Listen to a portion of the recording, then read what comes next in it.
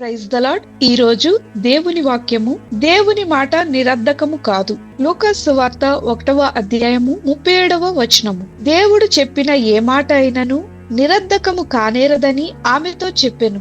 దేవుడు తన ప్రజలకు చేసిన ఏ వాగ్దానమైనను, ఇచ్చిన ఏ ప్రవచనమైనను ఎట్టి పరిస్థితులలోనైనను తప్పక నెరవేర్చబడుతుంది. ఆయన నోటి ద్వారా బయలువెళ్లిన మాట నిష్ఫలముగా ఆయన యొద్దకు మరలక, దేవుడు ఏ ఉద్దేశంతో పంపియున్నాడో దానిని నెరవేరుస్తుంది.